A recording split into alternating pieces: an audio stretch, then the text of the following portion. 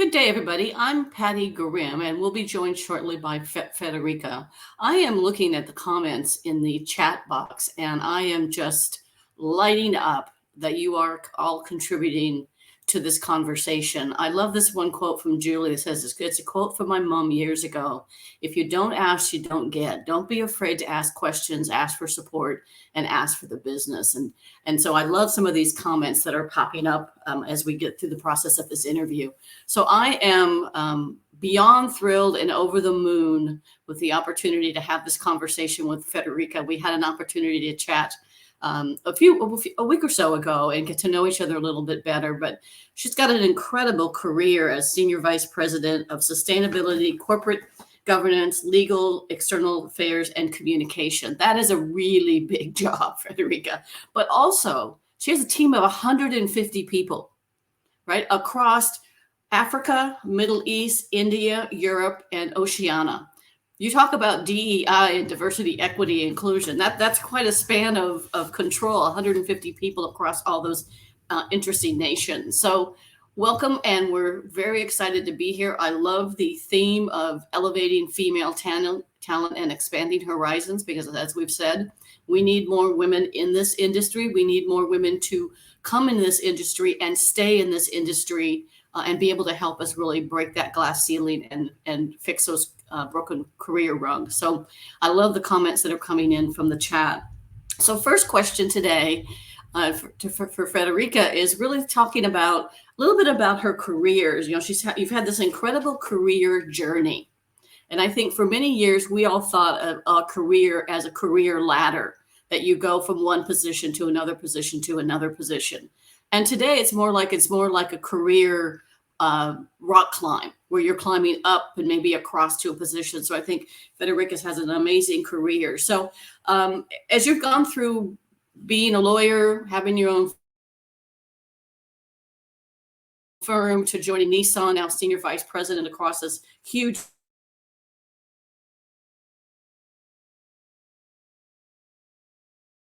in the chat box on the bottom of the screen as well. So welcome, Friederike. I'm very excited you're here.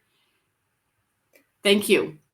Thank you. Hi, Pattie. Hi, everyone. First of all, happy International Women's Day is really the day in the year where we should absolutely celebrate all the fantastic women, but we shouldn't stop on this specific day. Pattie, super excited to be with you, and because we share so many passion about this topic. And you indicated my career. It's probably also something that has diversity integrated in a way, because if you would have asked me at the very start of my career that I would end up in the auto industry, that I would end up going beyond the law, I wouldn't have believed you. But when you go through that journey, what I've very much learned is it's full of opportunities. And the journey sometimes navigates you through that areas that you haven't thought about it, because no one was a role model for me going into the auto industry. So as many young girls probably still today, they wouldn't put it into their list of thinking why they should be going. And then sometimes you have these coincidences where you tap into this area, and it happened to me as well, coming into the auto industry and then being super fascinated by that industry, by the transformation it's going through, which makes really the day-to-day job super exciting. And then also expanding my remit from being a lawyer, expanding this to communication, etc., has been super refreshing and super exciting. What I've learned, though, through this journey, and which is probably also something that I still learn, is you need to dare to do something where you have no direct confidence that you would be capable of doing. I tapped into areas I had no idea about how to manage these things and whether I would have the expertise.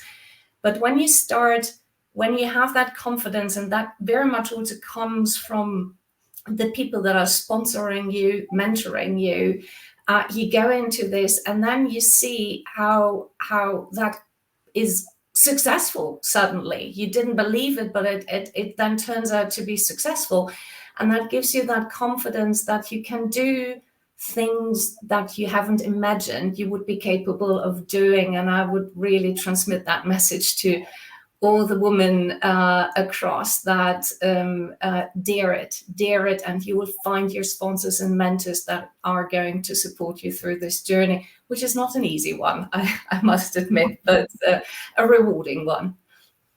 Yeah, we do share a lot of things in common. I started out as a teacher, right? I was going to be a teacher because I wanted to make a difference and inspire people to learn and grow. And that didn't quite work out, and ended up in the high tech field working for Microsoft for 15 years, and found myself living in Singapore for 3 years running the Asia Pacific customer partner experience team. And so we do share a lot in common in terms of that. And I love the idea of dare to dream, dare to do something. We all have our comfort zone that we want to live in, but you need to stretch outside the comfort zone into the learning zone. And I think it was in one of the chat comments, just learn to say yes. I said yes to uprooting my husband and family and moving from Seattle, Washington to Singapore. A total new adventure I never expected, and probably the best career and personal decision as well that we made as an individual couple. We talked a little bit before when we were chatting last week about your idea or definition, or how you describe diversity, equity, inclusion more broadly than just thinking of it of the color of someone's skin or the whatever race or sex or whatever they happen to be. So how do you define DEI, and what does inclusion really mean to you? Because you have such a diverse team. Yeah, we talk about gender in the auto industry, but very much rightly so. But also looking into, as I'm dealing with people in India, and India as such already is so diverse, looking into people in Middle East, in Africa, in Australia, what you experience is there are so many different experiences, backgrounds you have from people coming in to a conversation. And that is always challenging you in the way you think by itself. The key challenge or opportunity is, how do you start getting those different experiences into a conversation to allow them to happen? And for me, diversity is something, it all goes back to very different views and perspectives that you bring into a conversation, no matter what. And what very often happens in a group or in a room, you have a group of majority of certain type of people sitting there. The conversation, they will always find a common sense in the conversation because they have the same experience, they have the same background, etc. That is the challenge, and that needs to be unlocked to allow, to create safe space, but also to allow the other perspectives to come in and to challenge the stereotypes. And since I'm very little, and it's probably my passion or my mission around diversity, equity, and inclusion, I found always very uncomfortable when I was in a group where they had an agreement about what's right and what's wrong. That always triggered me to say, but have you also thought about this? Have you thought about this? Just to take a little bit to break. Why do you think that is the reality? Why do you think that is true? There may be a different perspective. And that's really what I try as a chair of the Diversity, Equity and Inclusion Council for Nissan, try to keep doing, encourage other perspectives to come in, no matter what, but in particular those that may be a minority view, to let them into the conversation, because then you unlock the potential. You unlock the potentially of people you haven't seen before. if they come through and shine through. And my experience is the more diverse, and you have really included that in the way you do business and you actively seek for it, then you come to real innovation, real transformation, real creativity as such, which is absolutely needed, in particular for our industry. Yeah, I love some of your comments in terms of thinking of diversity, equity, inclusion beyond just what most people think, the idea of diversity of thought. And you brought up a really, really couple of important points in terms of what's key to success today in business and as individuals is being able to unlock that talent. I say people have magic. And what is the magic they bring?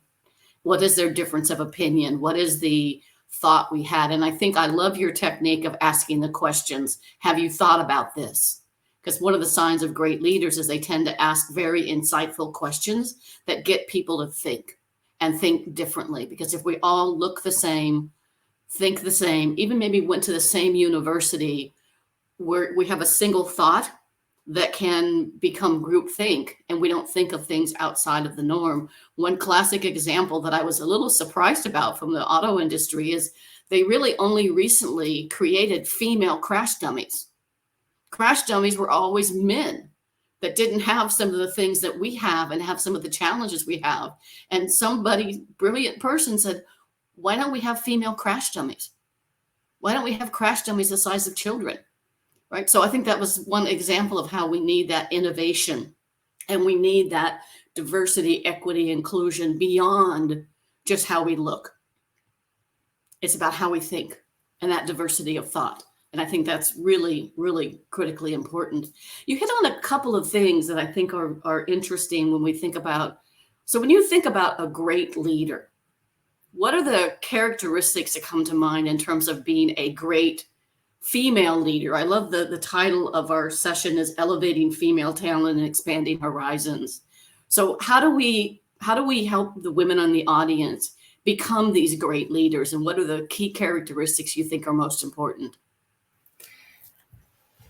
Yeah, the what's generally, in my view, the traits of a great leader is you unlock the potential. You are not the leader that comes with the great ideas, that has the solution to the problem. Your role is to unlock the potential coming through. It's a core role I see. Now, for females in the industry, in our industry, they have in particular that great potential because, and coming back to your first point, whether females are part of the design of the car or whether they consider dummies being females, there is, what I've experienced, there is not necessarily an intention by the majority group to exclude different views. The majority just doesn't think about it. So you need to be very intentional to invite those different views. Now, the women in our industry have experienced from day one that they are very few. So by that fact already, you're very sensitive from your experience of, yes, you know there are different views because your view is a different one. And you know there are more different views out there. So I do believe females in the auto industry in particular have that sensitivity and the desire to unlock the potential. And to also to give you another example, luckily we see more and more females coming into the industry. And I've seen that in particular in Nissan over the last 2-3 years very greatly, that the room gets more and more females, the management room has more and more females coming in. And what you realize, the dynamic in the room is suddenly a totally different one. The conversations are suddenly a totally different ones. So I encourage every woman in the auto industry, take the opportunity, get into the leadership room, because you will change the dynamic, you'll change the conversations, and you have the potential being in particular sensitive to that because of your experience in the run-up to. And it's bringing in the different perspectives. I think that's so insightful and changing the dynamic of the conversation. I love those thoughts that you just shared in terms of what we really need to do to be an inclusive leader. You know, we both come from very highly male dominated fields. We're both very, very passionate about STEM and getting more women into the auto industry and to stay in the industry, because many times we get some great women in, but they leave 5-10 years into their career, sometimes just out of frustration. So, you know, what are some of the things that we can do around when we talk about STEM? You know, as a woman in STEM, what are some ways that we can empower other rising females and elevate that talent, right? We need to remember that we need to collaborate with other women and not compete. And we need to support other women and not sabotage them. So what are some ways you've been able to elevate rising talent for female, and what advice do you have for our audience on how they can help all of us rise? Because they say all boats rise if we can all work together. We can change this world.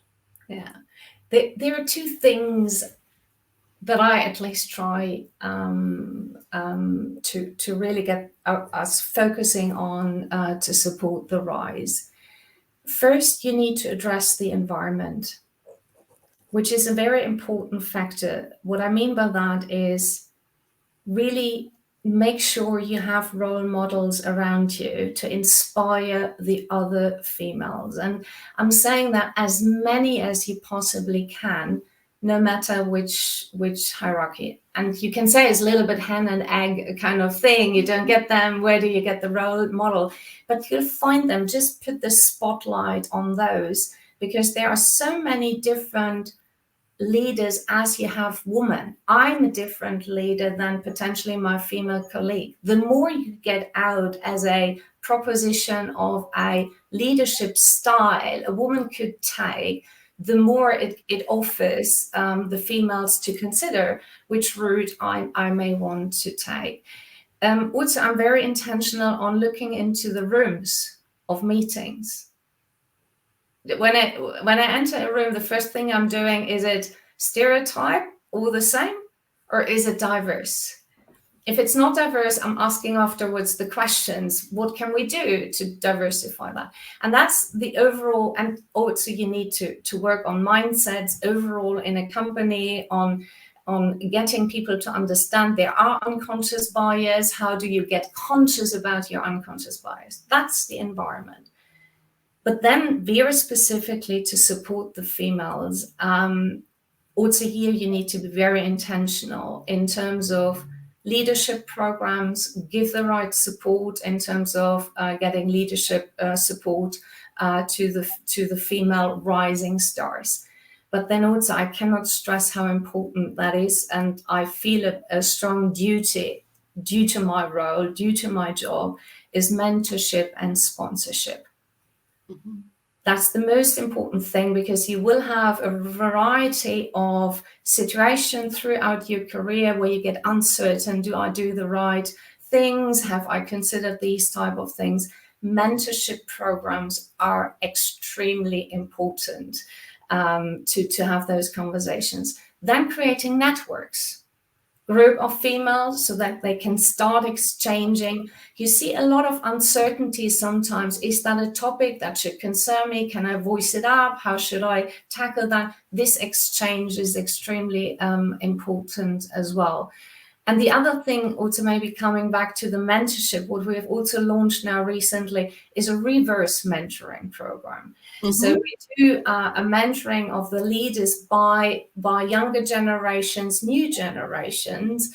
And that also, if you create a safe space in that mentorship, which is absolute priority with us, that you can voice up things, that's also refreshing views of the leadership to some extent. I haven't thought about these type of thing, and that also gives good feedback two ways, in particular to encourage the female leaders to have the confidence to go the next step and the next step. Yeah, and I like the idea of, we all should have a mentor, we all should have a sponsor, right? Mentor is somebody you go to for advice. A sponsor is someone who actually will help promote you.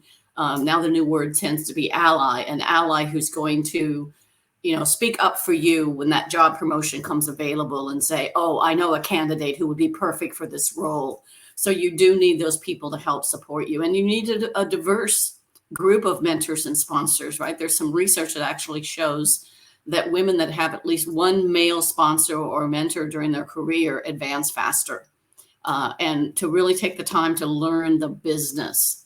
How do you make money? What are the key strategic priorities for the organization?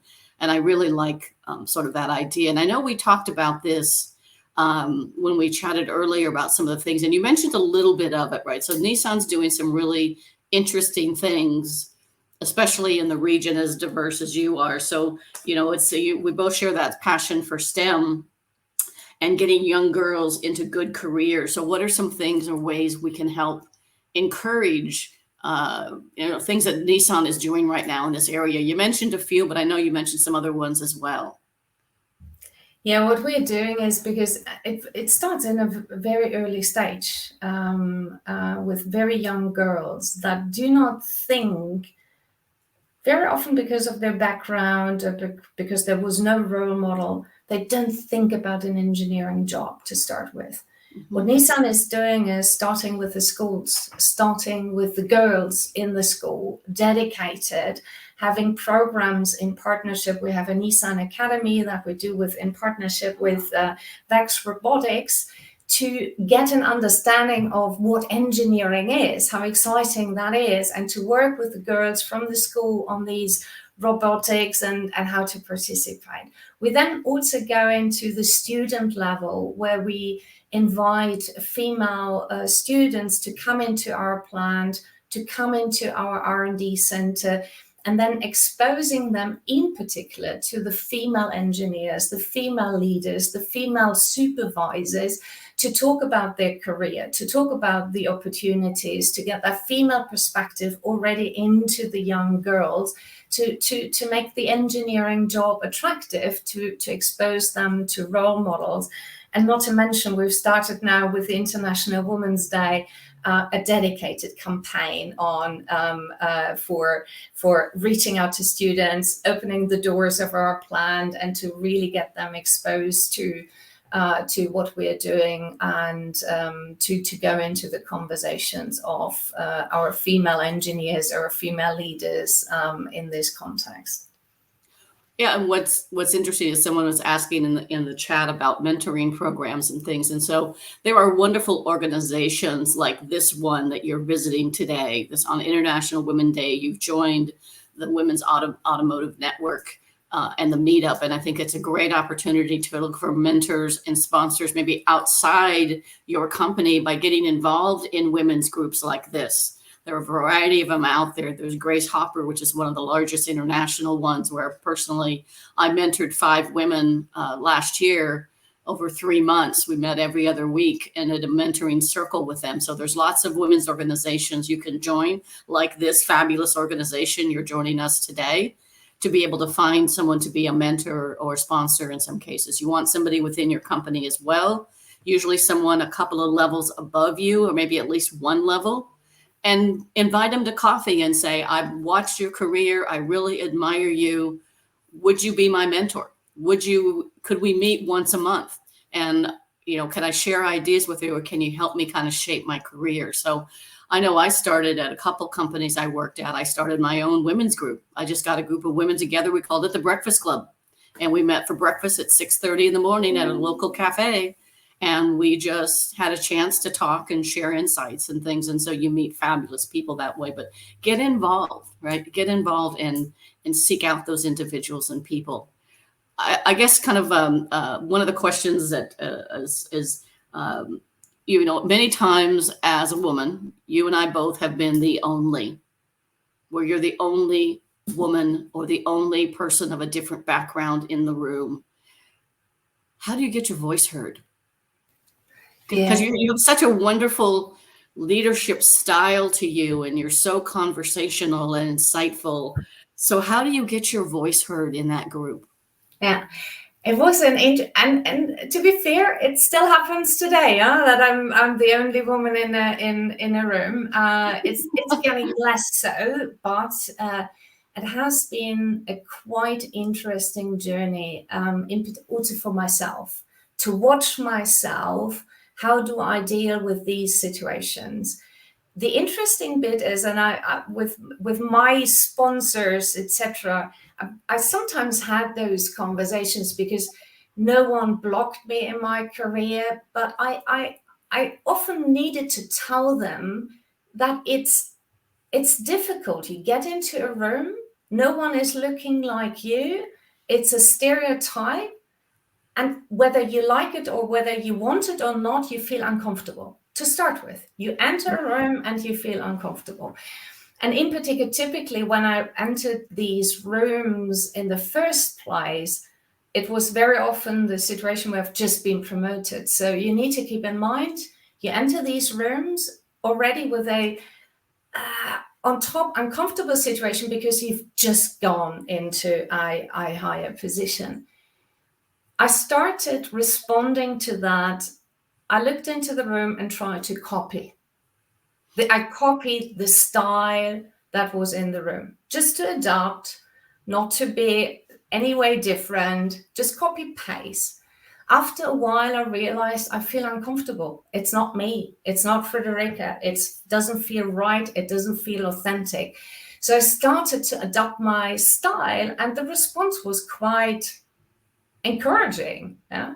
So I became more and more brave to be Friederike, and brave, and maybe sometimes overstepped limits because maybe was too much Friederike in that room sometimes. But what I then also learned, and also dealing with so many different cultures, I've also experienced that from the beginning of my career.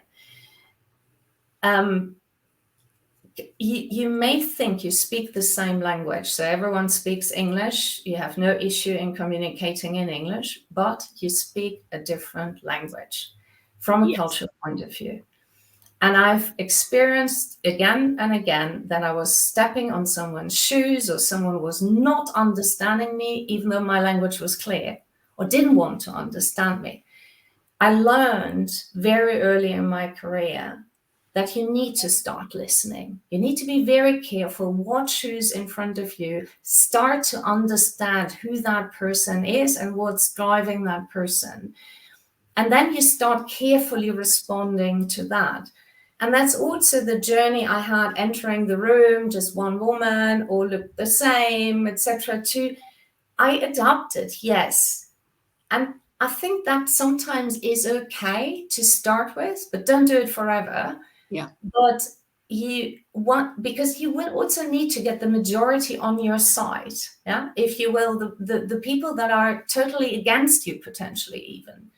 That means you need to start speaking their language and then turning that into your aim, your objective, and then slowly let them adapt to your style, bring them along with you, because you need all of them being behind you. So what I'm saying is I've learned, and I keep learning on this one, is to be very sensitive, understanding who's in front of you, be smart on starting to address that with keep being authentic. That's definitely true, but try to adapt to make it easy for them to follow your journey.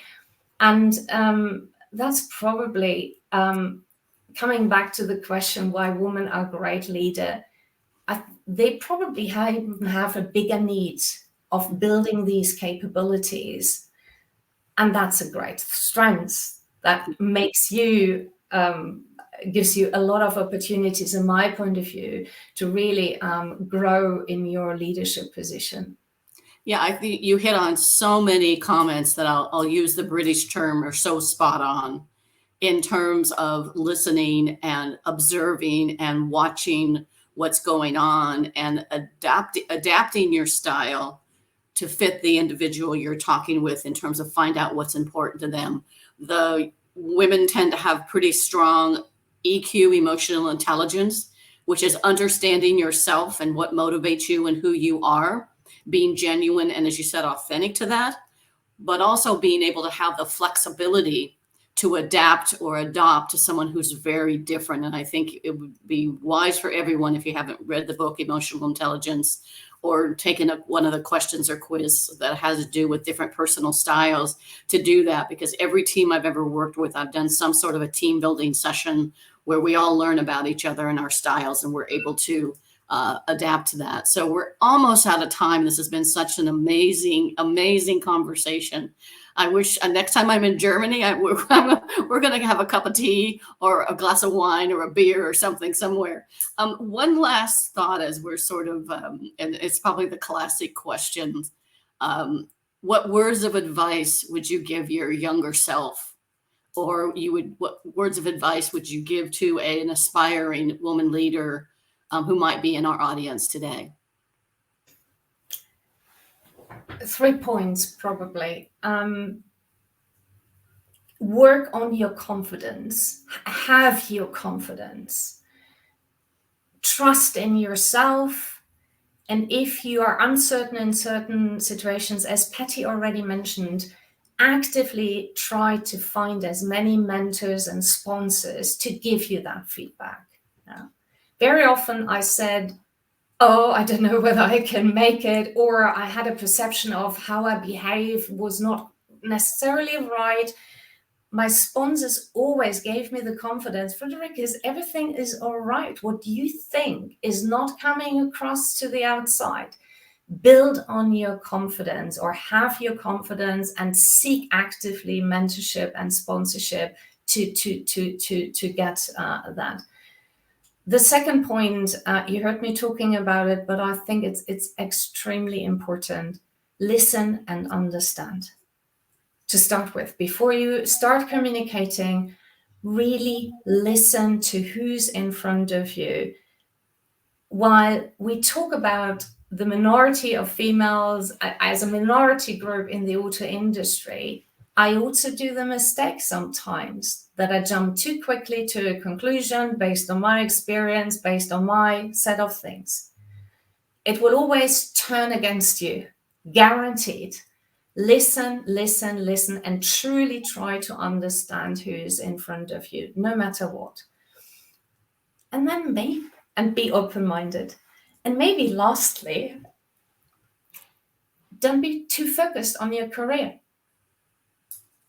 I know it's maybe shocking, but I also believe if you're too focused on your career, you will not have the balance and you will not reach the maturity level of being a great leader. You need different inputs. You need the balance in order for you to be able to also think differently on other things. With all the other experience you're doing in your private life, with your personal interests, with the books you're reading, with the arts you're seeing, whatever that is, what I mean by that is don't be focused too much on your career, because you may become also too narrow on top. Mm-hmm. You should have a balanced life. I love that. That's such an insightful comment or thought, and I really appreciate your time today. It's been a wonderful opportunity to chat with you, and I've seen lots of great comments in the chat, and someone from the Automotive Network, Women's Automotive Network, did put in the chat box a link to sign up for the mentorship program that they have. So that's a great idea to get someone outside of your company, but still within the industry, and sign up for that mentorship program. And so I think that's a fabulous, fabulous thing to do. And I love the idea of you need to be a whole person. You need to be you, right? Be the best you, because everyone else is taken, is one of my words of advice. Like, observe and watch other women, other leaders you see, and adapt that to your style. And I love, we were born with 2 ears and 1 mouth. I think there was a reason that we should maybe occasionally listen more than we talk. So fabulous discussion. I'm seeing so many amazing comments in the chat. And I want to thank you for your time, because I know how, with 150 people across multiple nations, you have a very, very busy, big job, and very important job. So I want to thank you for your time today. And I wish everybody a fantastic conference. Please get actively involved in this network, because they will help you become the kind of leader that you know you can be and that you want to be. So I want to thank you, Friederike. It's been amazing. The comments are incredible, wonderful questions, great comments, inspirational conversation. We wanted to make this like a conversation, and hopefully we did. And remember, just pick one thing you're going to go do. Just one thing. And go do that flawlessly, and then go pick another thing and go do. Dare to be you and dare to dream, which is part of what Friederike's message was. So thank you, everyone, and have a fantastic event today. Thank you, everyone. Thank you, Pattie.